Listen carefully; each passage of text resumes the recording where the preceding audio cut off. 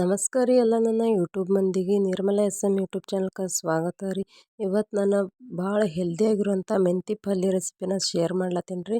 ಇಲ್ಲಿ ನಾನು ನಮ್ಮ ಹೊಲದಾಗಿಂದನೇ ಮೆಂತಿ ಪಲ್ಯ ಕಿತ್ಕೊಳತ್ತೀನಿ. ನಮ್ಮ ಹೊಲದಾಗ ನಾವು ಎಲ್ಲ ಥರ ಕಾಯಿಪಲ್ಯನೂ ಬೆಳಿತೇವೆ ರೀ. ಅಂದ್ರೆ ನಮ್ಮ ಕಡೆ ಯಾವ ಬೆಳ್ಲಕ್ಕೆ ಸಾಧ್ಯ ಐತ್ಲೆ ಅವೆಲ್ಲ. ಇಲ್ಲಿನ ಫಸ್ಟ್ ನನ್ನ ರೆಸಿಪಿ ಏನಾದರೂ ಇಷ್ಟ ಆಗ್ತಿತ್ತಂದ್ರೆ ನಿಮ್ಗೆ ಲೈಕ್ ಶೇರ್ ಆ್ಯಂಡ್ ಸಬ್ಸ್ಕ್ರೈಬ್ ಮಾಡಿರಿ.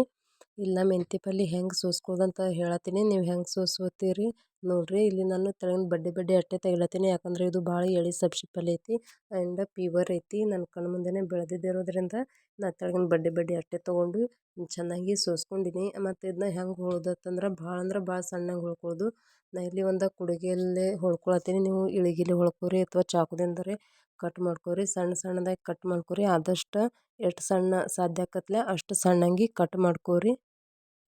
ಆಮೇಲೆ ಹೋಳಿದ ಸಬ್ಸಿ ಪಲ್ಯ ಎಲ್ಲ ಒಂದು ಬುಟ್ಟಿ ಹಾಕಿ ನೀರು ಹಾಕಿ ಚೆನ್ನಾಗಿ ತೊಳ್ಕೊಬೇಕು. ಇಲ್ಲಿ ಒಂದು 5-6 ಮೆಣ್ಸಿನ್ಕಾಯಿ ಮತ್ತು ಒಂದು ಬೆಳ್ಳುಳ್ಳಿ ತೊಗೊಂಡ್ರಿ, ಚೆನ್ನಾಗಿ ಜಸ್ಕೊಂಬರ್ಬೇಕು. ಇಲ್ಲಿ ನಾ ಕಡಲೆಬೇಳೆ ನೆನೆ ಹಾಕ್ಕೊಂಡೇನಿ ರೀ. ನಿಮ್ಗೆ ಕಡಲೆಬೇಳೆ ಹಾಕೊಳಕ್ಕೆ ಇಷ್ಟ ಇಲ್ಲ ಅಂದ್ರೆ ತೊಗರಿಬೇಳೆ ಬೇಳೆ ಯಾವ ಬೇಕಾದರೂ ಬೇಳೆ ಹಾಕ್ಕೊಬೋದು, ನಡಿತೈತಿ.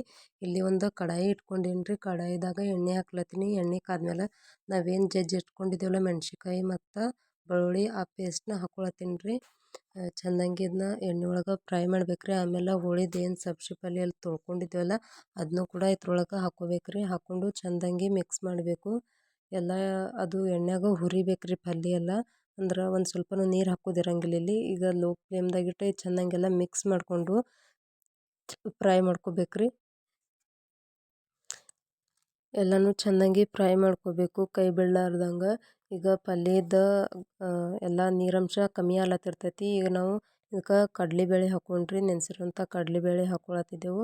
ನಿಮ್ಗೆ ಯಾವ ಬೇಳೆ ಇಷ್ಟ ನೋಡಿರಿ ಅದನ್ನ ನೆನೆಸಿ ಇದ್ರೊಳಗೆ ಹಾಕ್ಕೋಬೋದು ರೀ. ಇದನ್ನು ಕೂಡ ಚೆಂದಂಗಿ ಮಿಕ್ಸ್ ಮಾಡ್ಲತ್ತೀನಿ ರೀ. ಮಿಕ್ಸ್ ಮಾಡಿದ್ಮೇಲೆ ಎಲ್ಲ ಚೆನ್ನಾಗಿ ಮಿಕ್ಸ್ ಆದಮೇಲೆ ಇದಕ್ಕೆ ಸ್ವಲ್ಪ ರುಚಿಗೆ ತಕ್ಕಷ್ಟು ಉಪ್ಪು ಹಾಕೋರಿ. ನಾ ಇಲ್ಲಿ ಮೆಣ್ಸಿನ್ಕಾಯಿ ಮತ್ತು ಬೆಳ್ಳುಳ್ಳಿ ಏನು ಜಜ್ಕೊಂಡಿಲ್ಲ ಅವಾಗನೂ ಉಪ್ಪು ಸೇರಿಸ್ಕೊಂಡೀನಿ ರೀ ಒಂದು ಸ್ವಲ್ಪ. ಈಗ ಒಂದು ಸ್ವಲ್ಪ ಹಾಕ್ಲತ್ತೀನಿ ರೀ. ಅವಾಗ ಒಂದು ಸ್ವಲ್ಪ ಹಾಕೀನಿ ರೀ. ಈಗ ಒಂದು ಸ್ವಲ್ಪ ಹಾಕಿ ಚೆನ್ನಾಗಿ ಮಿಕ್ಸ್ ಮಾಡ್ಕೊತೀನಿ ರೀ. ನೆನಪಿಡ್ರಿ ಉಪ್ಪು ಕಮ್ಮಿ ಹಾಕಿರಿ. ಯಾವುದೇ ಪಲ್ಯ ಮಾಡ್ಬೇಕಂದ್ರೆ ಉಪ್ಪು ಕಮ್ಮಿನೇ ಹತ್ತದ ರೀ. ಈಗ ನಾವು ಮ್ಯಾಗ ಮುಚ್ಚಿ ಒಂದು 2-3 ನಿಮಿಷ ಕುದಿಸ್ಕೊಂಡ್ರಿ. ಈಗ 2-3 ನಿಮಿಷ ಆದಮೇಲೆ ನೋಡಿರಿ ಹೆಂಗೆ ಉಗ ಹೊಂಟೈತಿ. ಚೆನ್ನಾಗಿ ಕುದ್ದೈತಿ ಇದು ಪಲ್ಯ. ಈಗ ನಾವು ಒಂದು ಟೇಸ್ಟ್ ಮಾಡ್ಲಿಕ್ಕೆ ಒಂದು ಪಲ್ಯದ ತುಣುಕ್ ತೊಗೊಂಡು ಹಿಂಗೆ ಹಿಚ್ಕಿ ನೋಡ್ಲತ್ತೀನಿ ರೀ. ಪಲ್ಯ ಕುದ್ದೈತಿ.